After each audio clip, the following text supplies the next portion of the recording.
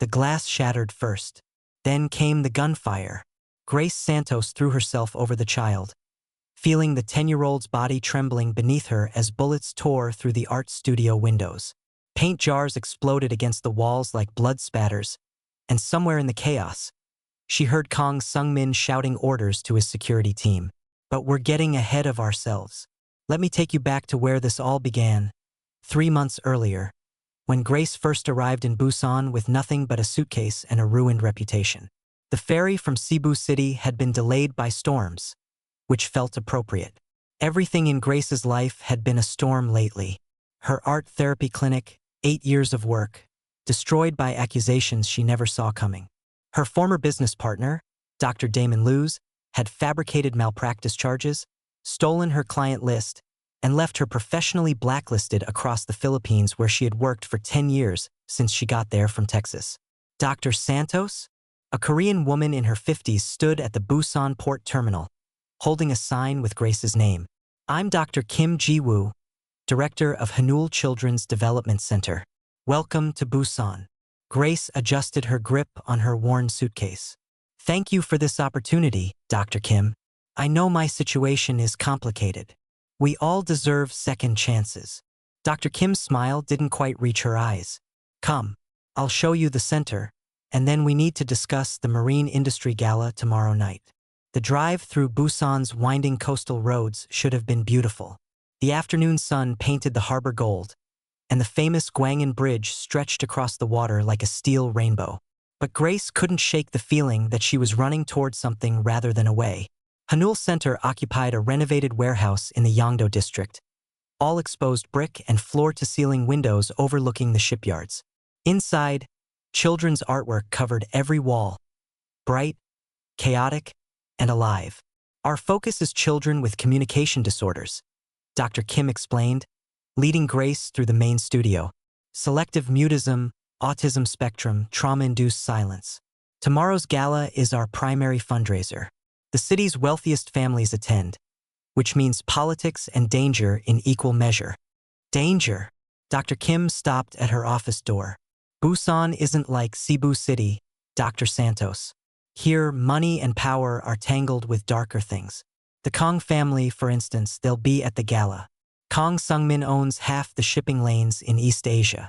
People say his wealth is built on more than legitimate trade. Are you warning me to stay away from them?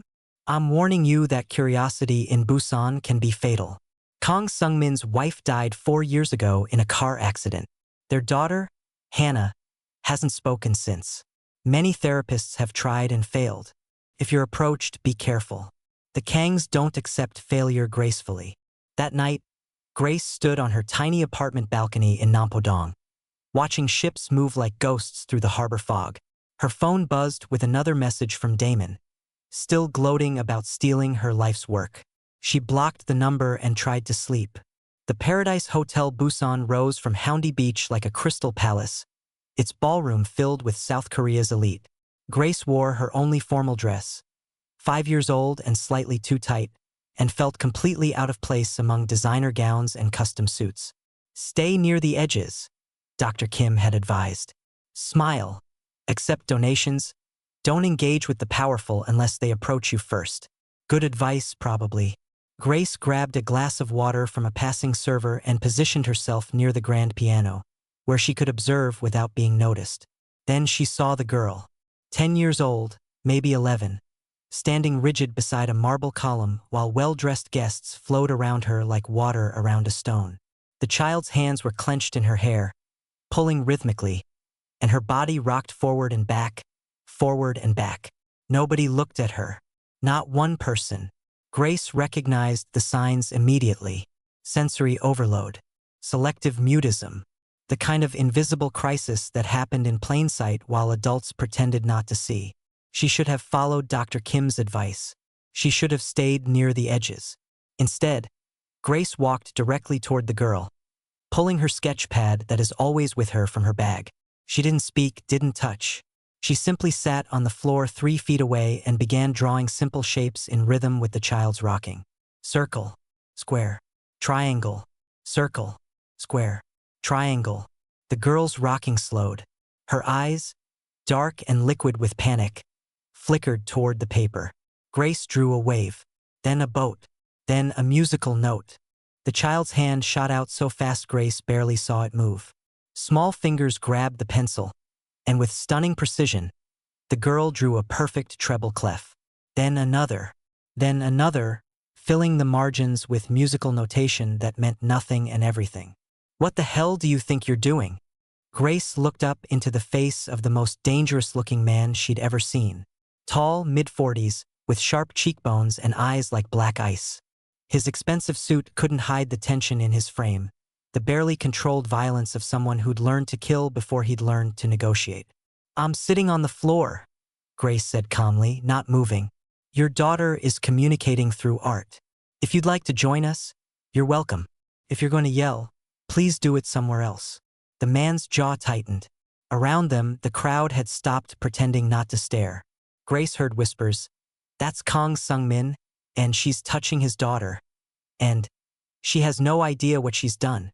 But the girl, Hana, Grace remembered, had started drawing again. This time, she drew a hand reaching toward another hand, not quite touching. Kang Sung-min's expression cracked, just for a second, revealing something raw underneath. "My daughter hasn't acknowledged another human being in 4 years. What did you do?"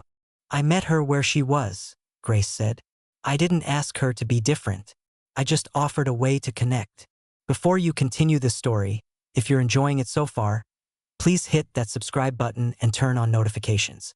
We post deeply emotional stories like this every week, and trust me, you won't want to miss what happens next. Now, back to Grace and the most dangerous proposition of her life.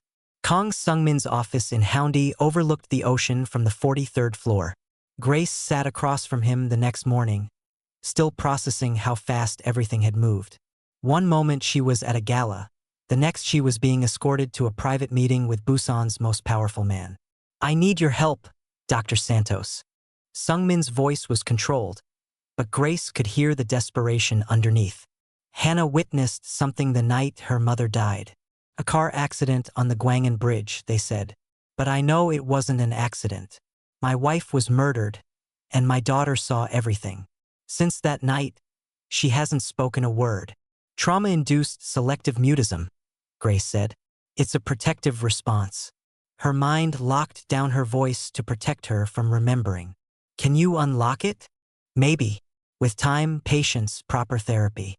But Mr. Kang, I need to be clear. If you're asking me to force your daughter to testify or remember trauma before she's ready, the answer is no." Sung-min leaned forward. "I'm asking you to help her heal. Whatever that looks like, whatever that takes. I've spent 4 years gathering evidence against the people who killed my wife, but without Hannah's testimony, they'll walk free. I won't pretend that's not part of my motivation. But Dr. Santos, I just want my daughter back.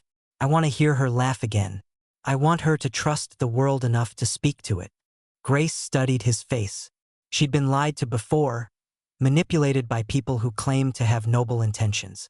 But something in Sung-min's eyes reminded her of her own father, a man who'd carried grief like stones in his pockets until the weight drowned him.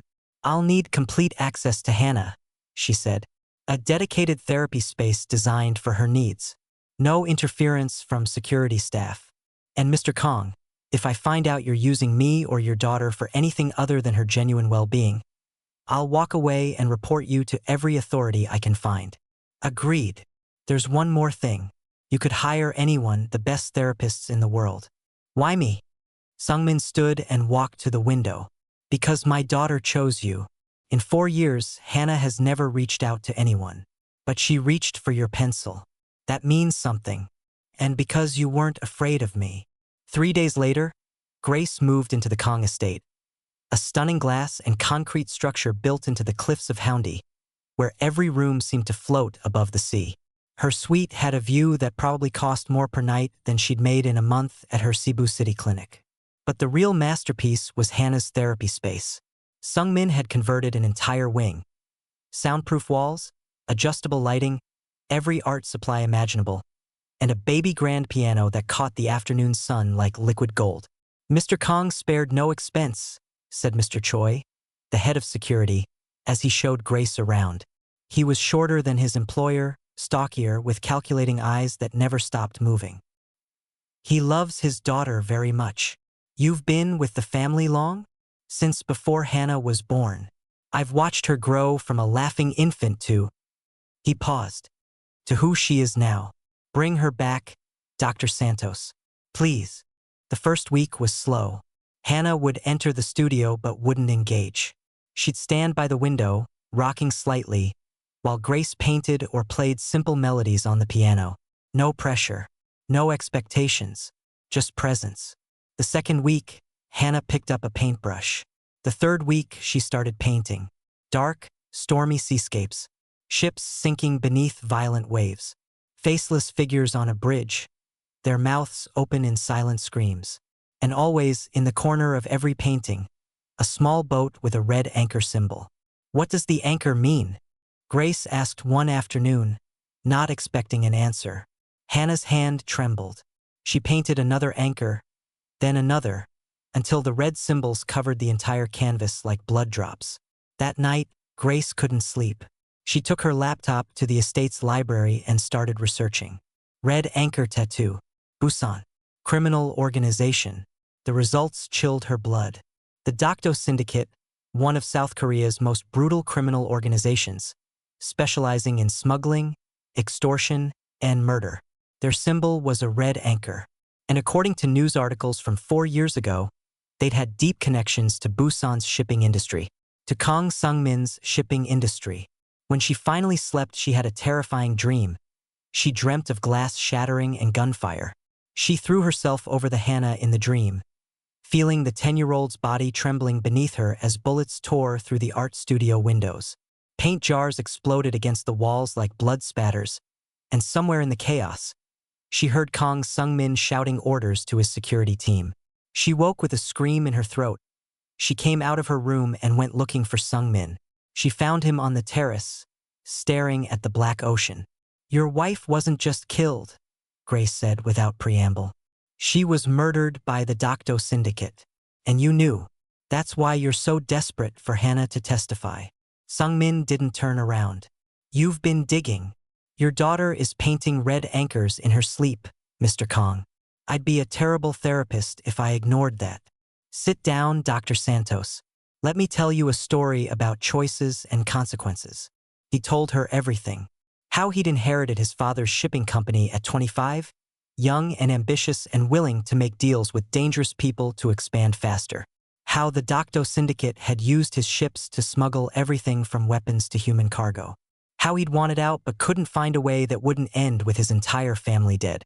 Soo-min, my wife, she was a prosecutor, he said softly. Undercover, investigating the syndicate's money laundering operations through my company. I didn't know until 3 months before she died. She'd been lying to me for 2 years, gathering evidence, risking everything. Did you love her? More than my own life. When I found out what she was doing, I wanted to stop her, protect her. But she said this was bigger than us. That children were being trafficked through my ships while I pretended not to know. She was right. His voice broke. She was always right. The car accident on the bridge? They ran her off the road. Captain Huang, the syndicate's enforcer. Hana was in the back seat. She saw everything.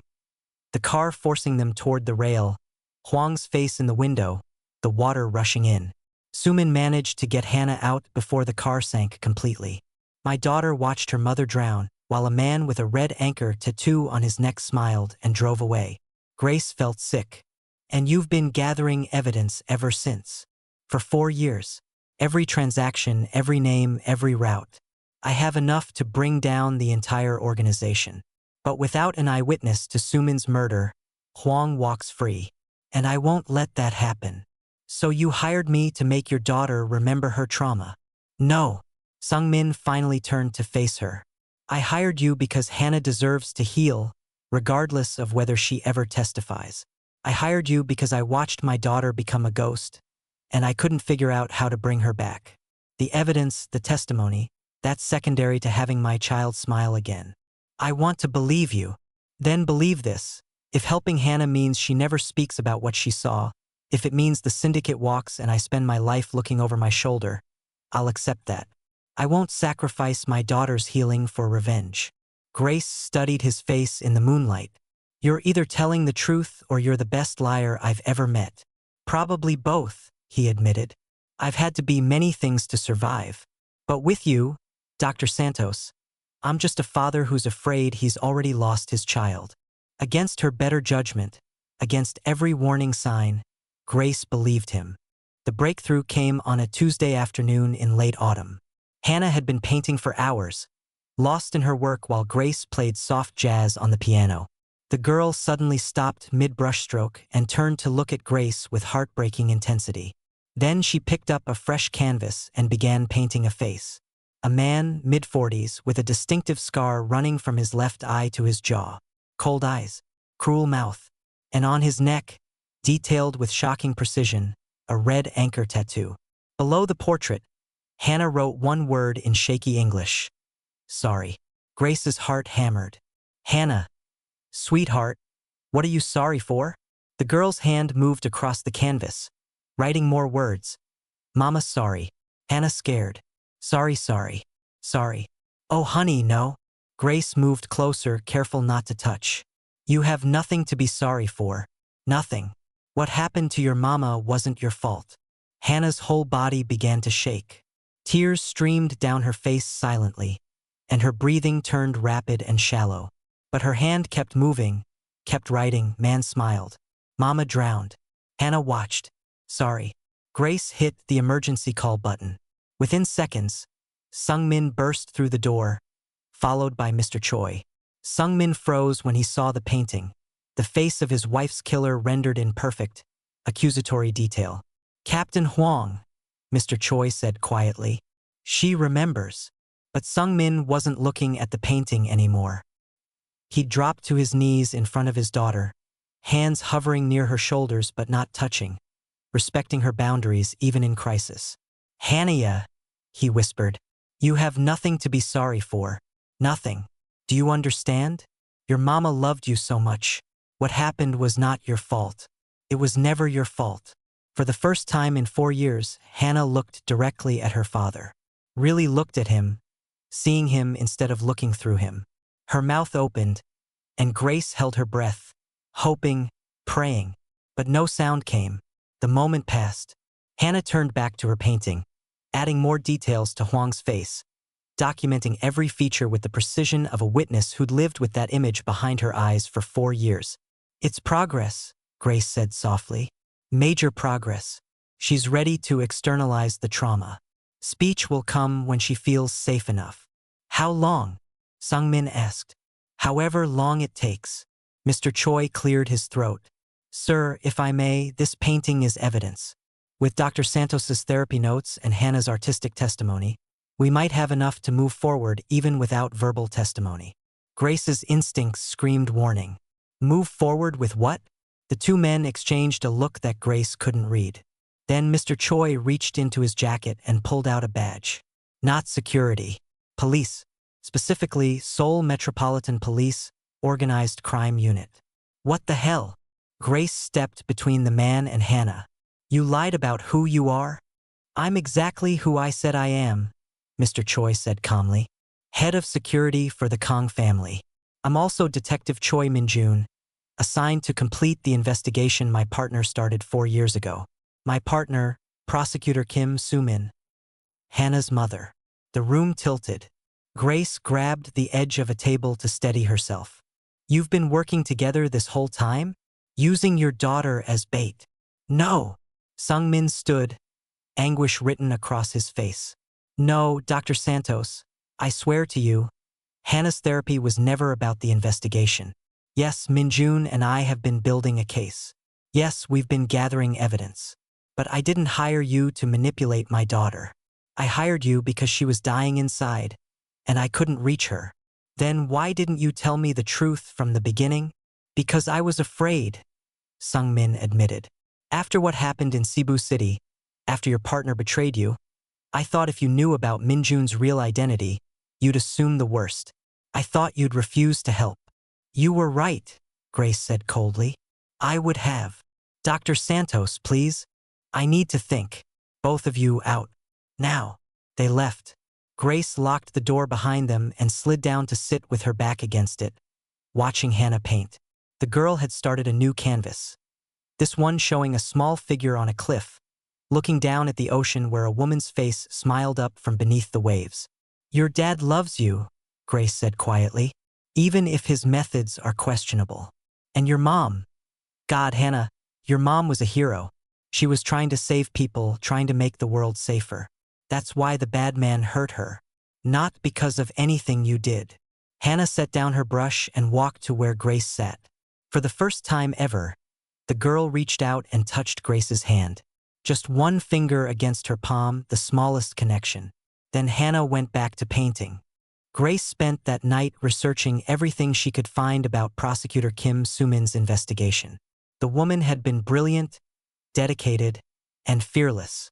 She'd infiltrated the Dokdo Syndicate's financial network, traced their operations across 3 countries, and identified over 40 victims of human trafficking.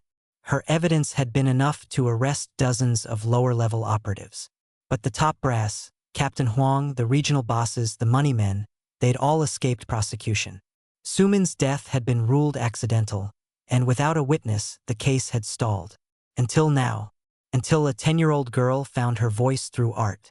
At 2 a.m., Grace's phone buzzed. A text from an unknown number.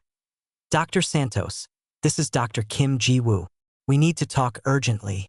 Meet me at Houndy Beach, near the lighthouse. Come alone." Every instinct screamed trap. But Dr. Kim was her supervisor, the person who'd brought her to Busan in the first place. Maybe she had information about the syndicate, maybe she knew something that could help protect Hana. Grace dressed quietly and slipped out of the estate through a side entrance she'd discovered during her walks. The beach was deserted at this hour, just the sound of waves and the lighthouse beam cutting through the fog. Dr. Kim stood near the water, her back to Grace. "Thank you for coming. What's so urgent it couldn't wait until morning?" Dr. Kim turned, and Grace's blood froze. The older woman held a gun, pointed casually at the sand. And standing behind her, emerging from the fog like a nightmare made flesh, was the man from Hana's painting. Captain Huang, the scar on his face like a brand, the red anchor tattoo visible on his neck. "I'm sorry, Dr. Santos," Dr. Kim said, and she actually sounded regretful. "But you've become a problem. If you're on the edge of your seat right now, imagine how Grace feels. Don't forget to like this video and drop a comment telling us what you think happens next. Does Grace escape? Does Hana finally speak? Keep watching to find out." Grace's mind raced through options. Run, no, she'd never outpace a bullet. Fight, laughable against 2 people, one-armed. Scream, no one would hear on this empty beach. So she talked. "Dr. Kim, you've been feeding information to the syndicate. That's how they always stay one step ahead. You're their inside source. Very good. I recruited you specifically, the disgraced therapist, desperate for work, no local connections. Perfect target to monitor. When Kang Sung-min hired you, I thought it was fortunate. I could keep tabs on what his daughter might reveal. Why? Why help murderers and traffickers?" Dr. Kim's laugh was bitter. "My daughter was trafficked 8 years ago, Dr. Santos. Taken from Busan and sold somewhere in Southeast Asia. The syndicate has connections everywhere. Police, prosecutors, customs officials. I spent 2 years trying to find her through legal channels. They blocked me at every turn. So you joined them? I made a deal. Help them, and they'd tell me where to find my daughter. They lied, of course. By the time I realized that, I was already in too deep. They own me now." She raised the gun fully, pointing it at Grace's chest. "I'm sorry. I actually liked you." "Wait." Grace's voice cracked. "If you kill me, Sung-min will know you're involved. He'll tell Detective Choi. Your cover is blown anyway." Captain Huang spoke for the first time, his voice like gravel. "We're not killing you, Dr. Santos. We're leveraging you. Kang Sung-min has been a thorn in our organization for 4 years.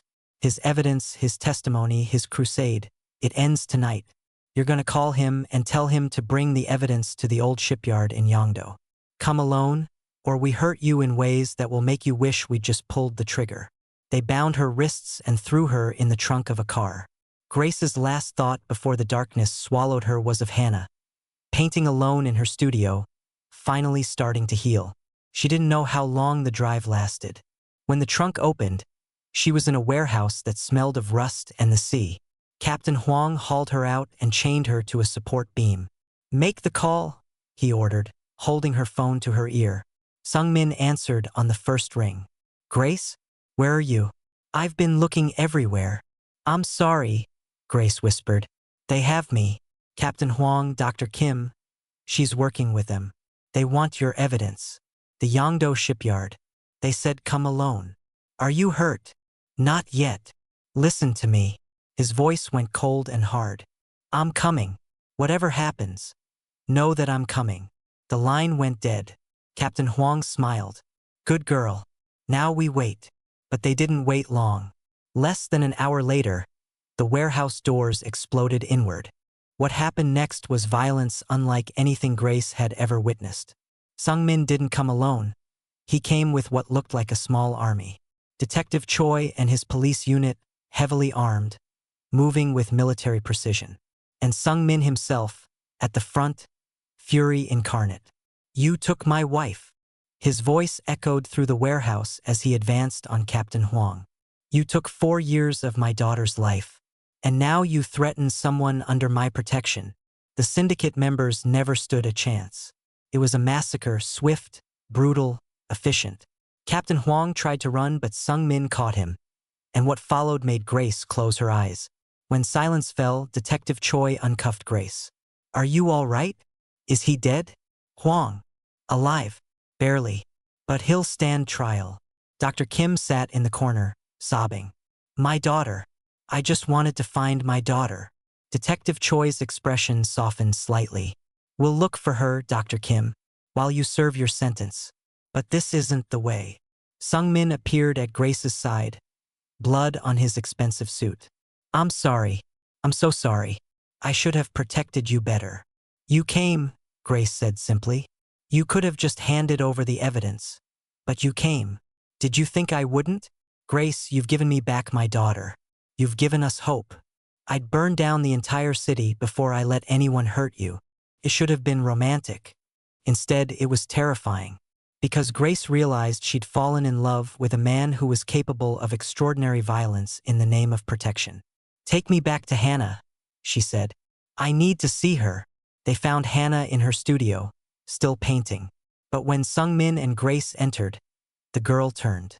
And for the first time in 4 years, Hana Kang spoke. "Ayama came back." The world stopped. Sung-min made a sound like he'd been punched in the chest. Grace couldn't breathe. "What did you say, sweetheart?" Grace whispered. Hana walked forward, each step deliberate, and took Grace's hand. "Ayama," Mama said.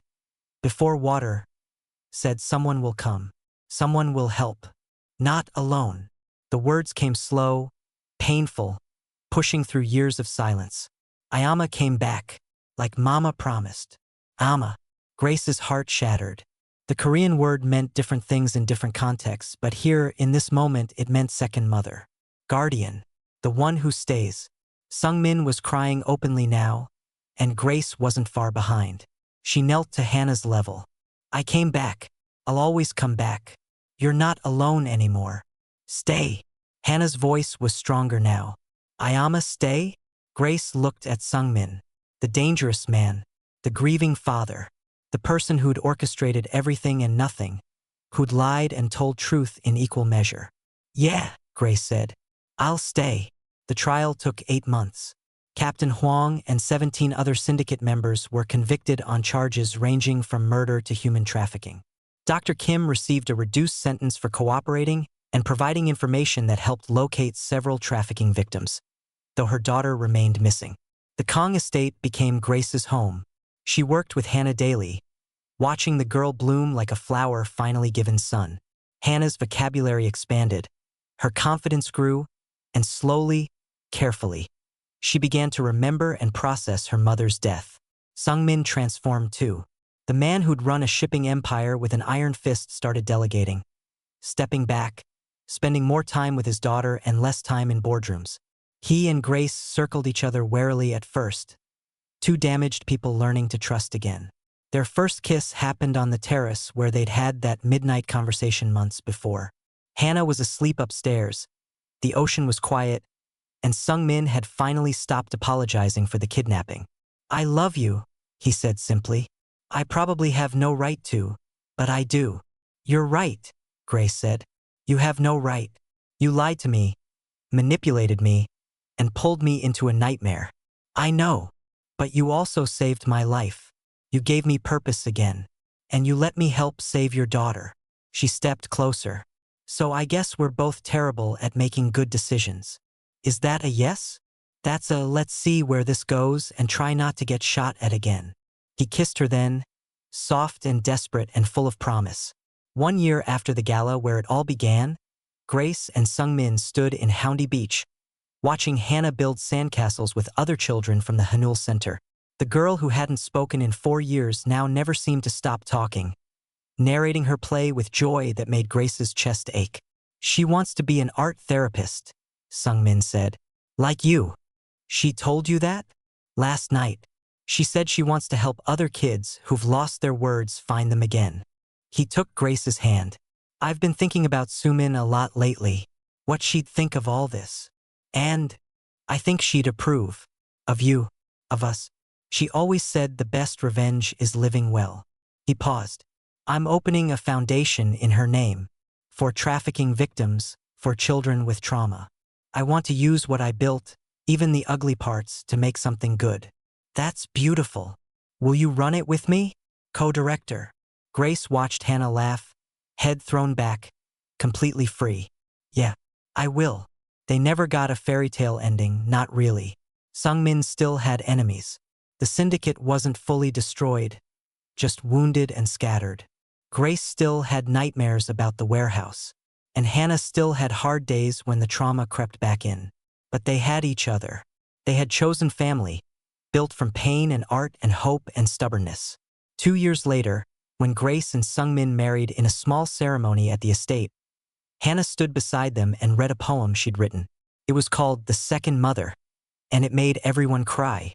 3 years after that, they opened the Kim Soo-min Center for Art Therapy in the heart of Busan, in a renovated building overlooking the harbor where Grace had first arrived, broken and desperate. The center helped hundreds of children find their voices through art, music, movement, and love. And every year, on the anniversary of Soo-min's death, the three of them would stand on the Gwangan Bridge and drop flowers into the water below. Hana would speak to her mother, telling her about school and friends and the life she was building. "I'm okay, Mama," she'd say. "Ayama helped me be okay, just like you promised." The flowers would drift away on the current, carrying love and grief and gratitude toward the sea. Grace had come to Busan with nothing but ruins behind her. She'd found a family in the most unexpected place, born from tragedy and sealed in determination. The dangerous man had taught her that love could be fierce and protective. The silent child had taught her that healing takes time and patience and faith. And she taught them both that sometimes, the people who save us are the ones we save in return. Before we close, if this story moved you, if you felt every moment of Grace and Hana's journey, please subscribe to our channel and hit that notification bell. We share stories that touch the heart and stay with you long after they end. Leave a comment telling us what you loved most about this story. And don't forget to like and share with someone who needs to hear about the power of healing and hope. Thank you for staying until the end. Remember, sometimes the most broken people create the most beautiful families. Until next time, take care.